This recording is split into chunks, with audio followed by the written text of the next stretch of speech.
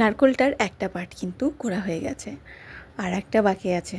নারকোলটা বেশ কচি ছিল, তাই খুব বেশি সময় লাগলো না, আর খুব বেশি কিন্তু কষ্ট হয়নি, খুব তাড়াতাড়ি করা হয়ে গেছে।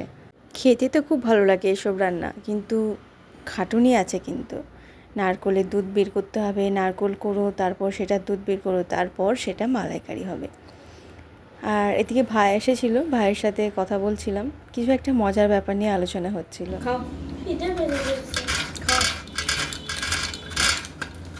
দেখুন বন্ধুরা, এখানে এইটা কি করছে দেখুন, দেখুন মুখটা দেখাতে লজ্জা পাচ্ছে।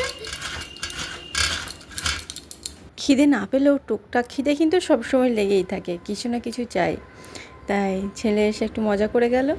এদিকে আমার নারকেলটা কোড়া হয়ে গেছে। এবার নিয়ে নিয়েছি গরম জল।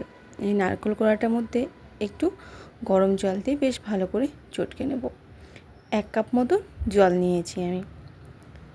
গ্রেভিটা আমি একটু বেশি করব, তাই নারকেলের দুধটা যাতে বেশি হয়, তাই জলের পরিমাণটা আমি একটু বেশি নিয়েছি।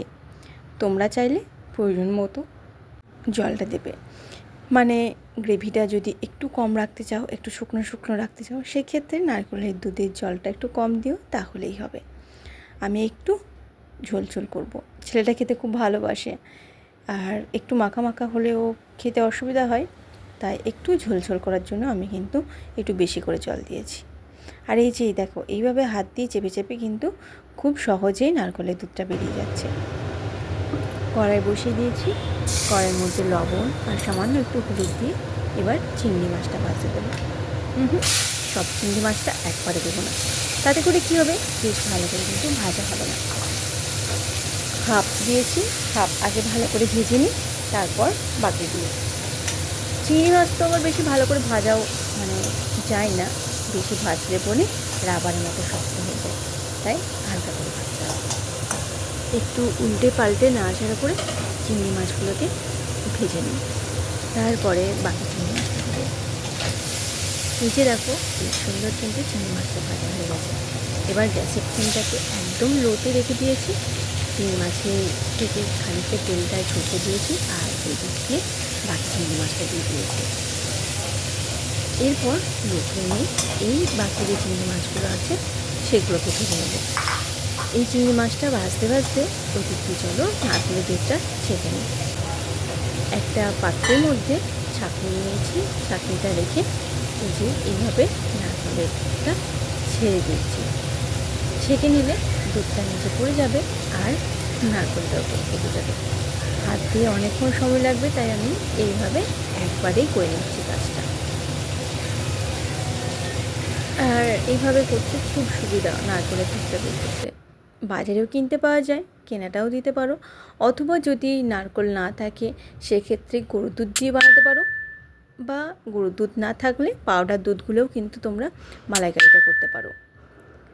চিংড়ি মাছটা একটা পিঠ ভাজা হয়ে গেছে, এবার অপর পিঠটাও উল্টে দিলাম। চলো, এই চিংড়ি মাছগুলোও ভাজা হয়ে গেছে। চিংড়ি মাছগুলোকে এবার উঠিয়ে রেখে আবারও সর্ষের তেল দিয়ে দিলাম। তেলটাকে বেশ ভালো করে গরম করে কড়াইয়ের মধ্যে ছড়িয়ে নিয়ে দিয়ে দিচ্ছি পেঁয়াজ। এতটা পেঁয়াজ কিন্তু দেবো না, এখান থেকে হাফ দেব। আমি একটু চিকেন রান্না করব, তাই হাফ পেঁয়াজ এই মালাইকারির জন্য, আর বাকি পেঁয়াজটা চিকেনের জন্য। আজ চিকেন কারি আর মালাই চিংড়ি মাছের মালাইকারি হবে। এই যে আমার চিকেনটা ধুয়ে জল ঝরিয়ে পরিষ্কার করে রেখে দিয়েছি। এদিকে পেঁয়াজটা ভাজা হতে হতে চিকেনটা ম্যারিনেট করে নিই। চিকেনের মধ্যে সর্বপ্রথম দিয়ে দিচ্ছি টক দই। টক দই দিলে কিন্তু আমার চিকেনটা খেতে খুব ভালো লাগে। তারপর দিচ্ছি হলুদের গুঁড়ো, জিরের গুঁড়ো আর ধনের গুঁড়ো। জিরে, ধনে, হলুদ গুঁড়ো আর টক দই দিয়ে চিকেনটাকে যতটা পারবে ম্যারিনেট করে রাখলে খেতে কিন্তু খুব সফট হবে চিকেনটা, এতটাই নরম হবে, খুব বেশিক্ষণ আর রান্না করতে লাগবে না। সাথে দিয়ে দিচ্ছি একটু কাশ্মীরি লঙ্কার গুঁড়ো। আমার চিকেন যেহেতু কম আছে, তাই মশলাটাও কিন্তু কম দিয়েছি। আরও কম দেওয়ার ইচ্ছা ছিল, কিন্তু ছেলেটা একটু মশলা খেতে ভালোবাসে, গ্রেভিটা, তাই ওর জন্য দেওয়া।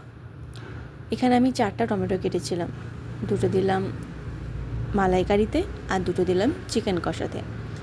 আর এখানে আমি একেবারে আদা রসুনের পেস্টটাও বানিয়ে রেখেছি, সেটাও দেবো।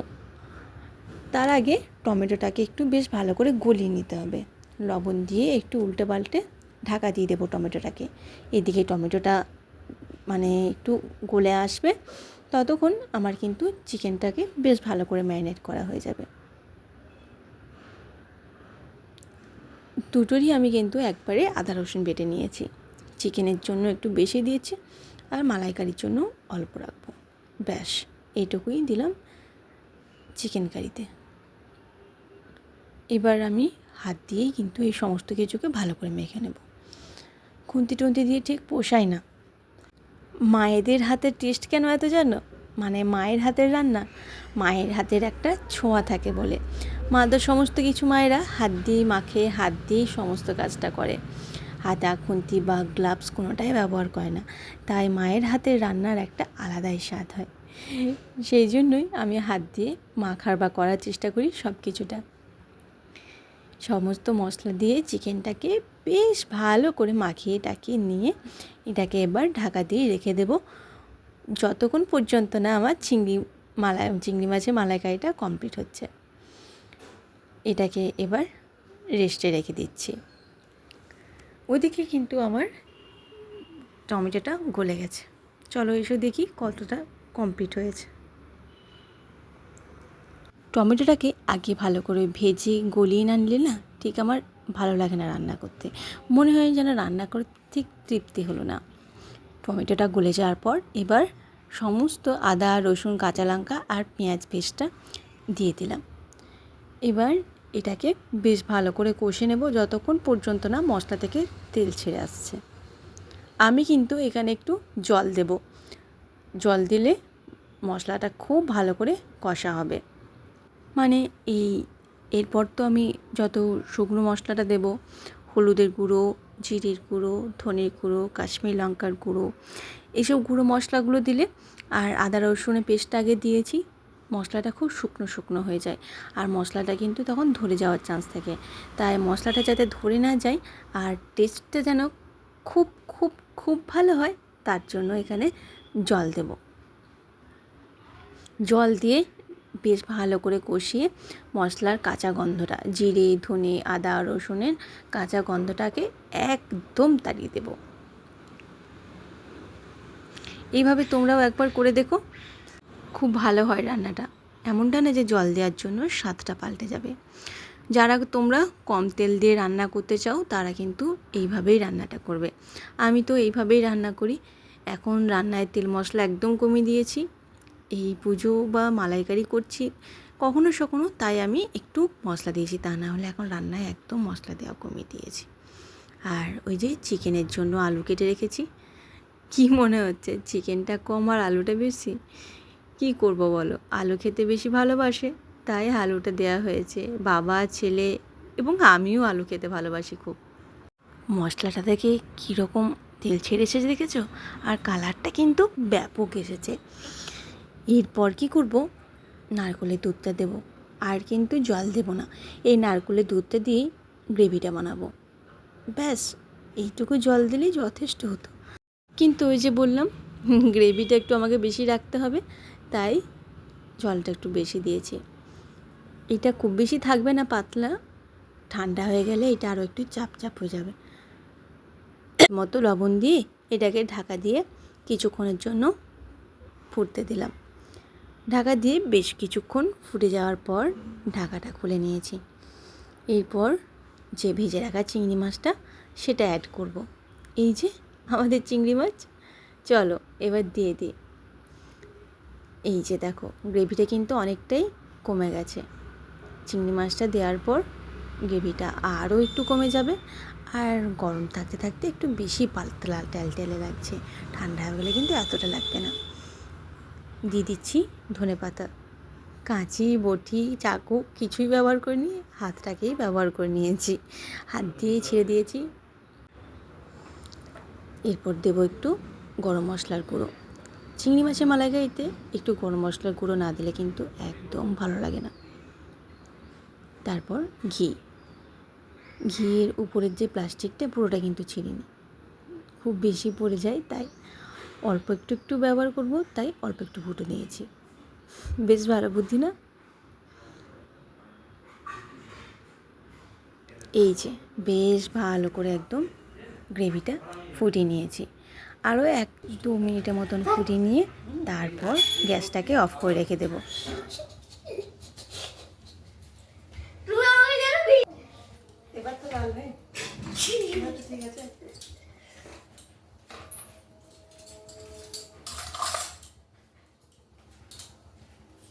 এটাও দেখতে পাবে।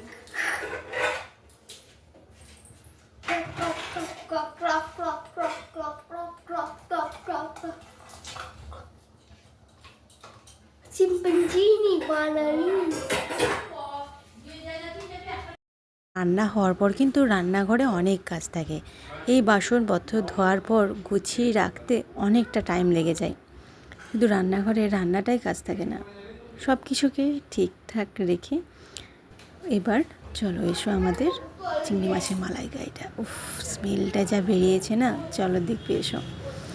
1 2 3 খুলে গেছে আমাদের চিংড়ি মাছের মালাইকারি।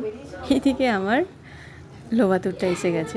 দাঁড়া, লোককে সঙ্গায় আমার ফ্যানটা দিয়ে।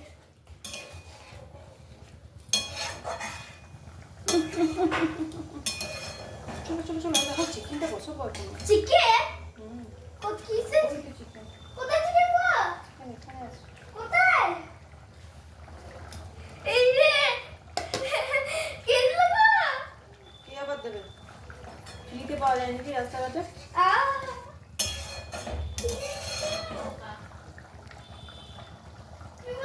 কিছুক্ষণ স্ট্যান্ডিং টাইমে রেখে তারপর নামিয়ে দিলাম আমাদের চিংড়ি মাছের মালাইকারিটা।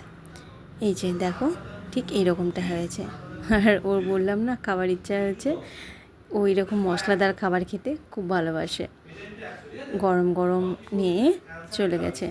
চলো আমিও এবার চিকেন কারিটা করতে রেডি হই। কড়াইয়ে তেল দিয়ে দিয়েছি, তেলটাকে ভালো করে গরম করে দিয়ে দিচ্ছি লবণ আর হলুদ। প্রথমে আলুটাকে ভাজতে হবে, তাই আলুটাকে একটু বেশ ভালো করে ভেজে নেব। একটু লালচে করে ভেজে নিলে মাংসের আলু খেতে কিন্তু খুব ভালো লাগে। তারপর তো কষতে কষতে তো এমনিই আলু সেদ্ধ হয়ে যাবে। এবার আলুটাকে একটু নাড়াচাড়া করে ঢাকা দিয়ে দিলাম। ওইদিকে বাকি টুকটাক যা কাজ আছে তাই সেরে নেব।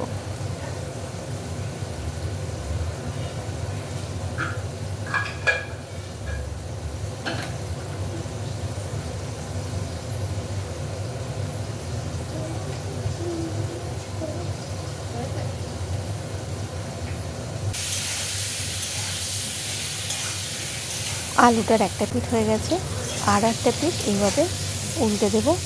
আর ওইদিকে ছেলেকে জিজ্ঞাসা করতে গেছি কেমন হয়েছে, দেখি অনেক বাঁদর এসে হাজির হয়েছে।